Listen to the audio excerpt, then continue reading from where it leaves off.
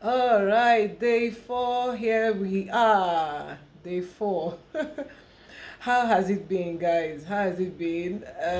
How was yesterday? Day 3. I don't know. What was the turnout like? Were you able to have the conversations with your children, the important conversations with your children? I hope so. And I believe it went well. I'm so hopeful that you had a good time with your children. It's really, really important. It's really important. And I'm sure you must have heard some mind blowing, okay, um, conversations like interactions with them is very key. If we don't have these conversations with them right now, it's going to be tough in when they get older. Then some of us that already have older kids, is also, I'm sure you could have shared, they could have shared a lot of other, well, let me call it some immature, some matured conversations with you, like adult-like conversations with you. Is really very crucial that we do this. And so day 4, I call it home screen declutter day. Okay, home screen declutter.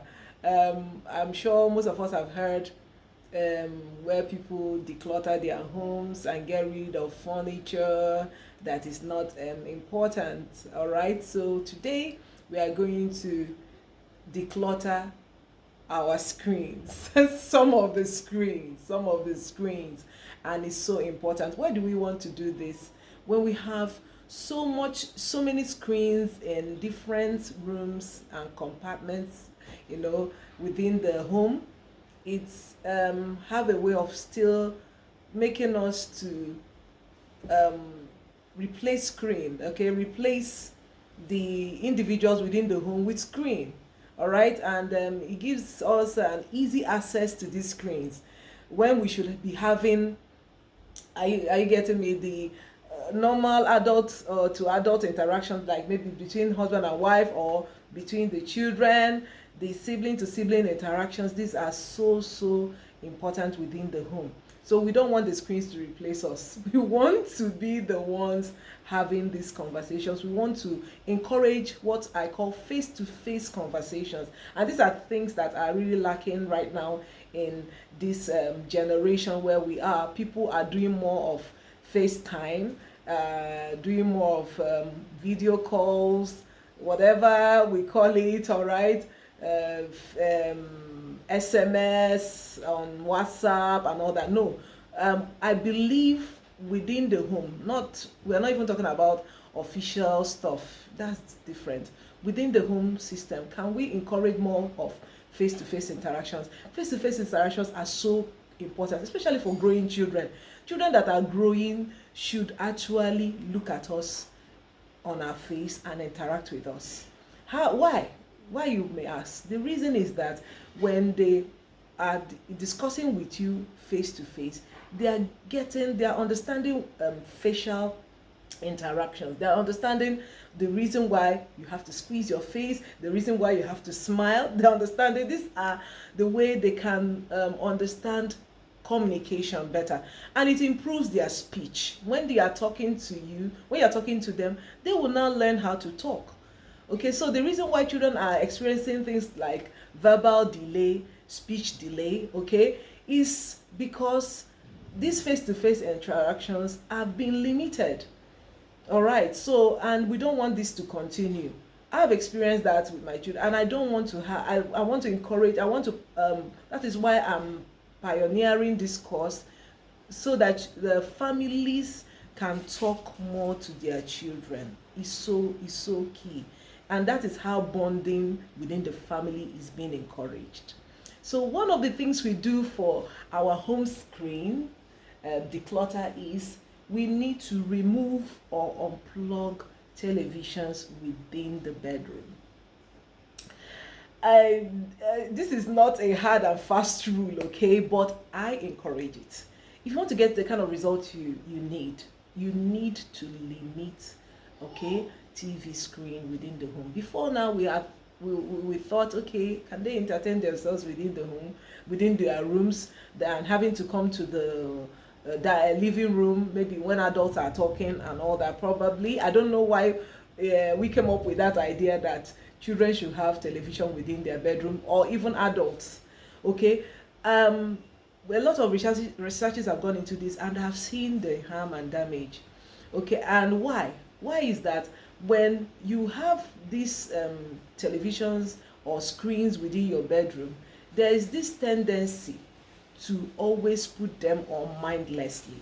Okay, and we're trying to encourage mindfulness. So when you are trying to engage in activity, can you think about it? Can you be mindful of the things we do? So when these lots of screens are within our reach, easy reach, most times when we want to cool off, we find it as an easy replacement. We don't even think about it.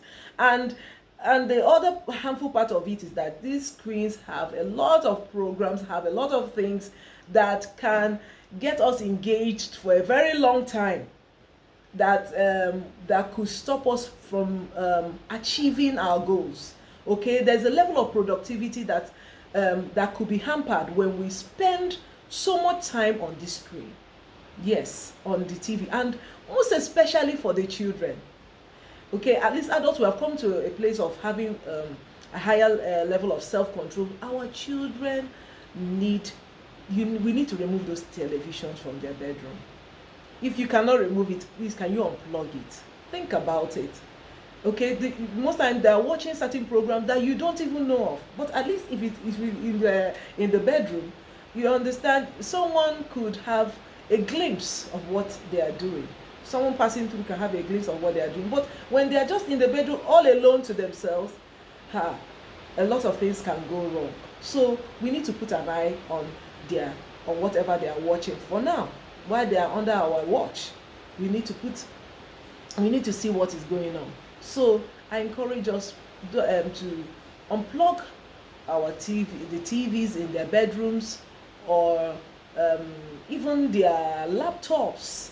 Yes, can there be a separate, can there be somewhere within the house that is a bit public, where you can put an eye to know what they are doing?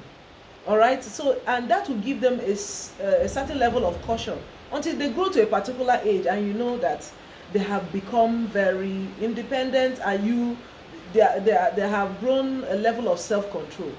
Okay, so that is one of the things we are going to do today. Today, we need to limit and remove the screens within the bedroom. All right, then you will need to create a space, maybe within the bedroom, where you recharge all their devices, most especially the very younger ones.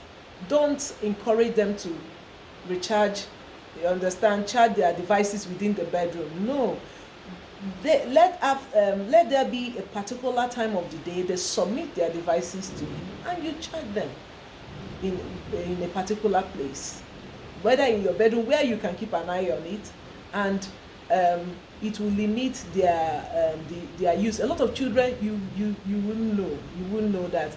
You may be thinking they are sleeping, but they are mindlessly watching YouTube videos at night. And some of our children are very smart. I give it to them. They have a way of monitoring our movements. So I encourage parents to get them to submit all their devices at a particular time of the day, so that you can keep an eye on them, so that they can have the maximum amount of sleep they should have. Children are not sleeping well, and there's no way a child can function well when they do not sleep well. It's a problem. It damages their brain. It's not good for their brain development. A lot of children go to school and their eyes are barely open. They are sleepy all through. They get irritated. All right, and you could imagine this is just a very young developing brain going through all this stuff. And I encourage parents, have a routine for your children, the time they need to sleep. Select a particular time of the day. And one thing is that about the brain is that when you select this particular time, When it start getting to that time, they start feeling sleepy. If you adopt that time and you are strict on it and make sure that they sleep, you encourage it. We don't force here. We have to gradually get them to enforce that routine time. And when they sleep at that time, every day you find them sleeping at that particular time. But when there's no time to anything, they watch TV with you or spend time on the phone with you almost 10 p.m. or 11 p.m. or sometimes even midnight. Children are not asleep. What will happen? Their brain will not get the full rest and development that it requires. The brain needs to rest. All right, and when it's not, the body is not rested, the brain cannot develop well. It's at our sleep state that the brain starts developing certain things that it needs. But when we are not sleeping, we are stressing out our brain, and our bodies are also stressed out. And if you notice, some children actually develop a lot of sicknesses because of not sleeping well. True, even it affects the immunity of the body. When a child is not sleeping well, he can easily fall ill. Even children between ages 0 to 5 should be taking naps in the afternoon.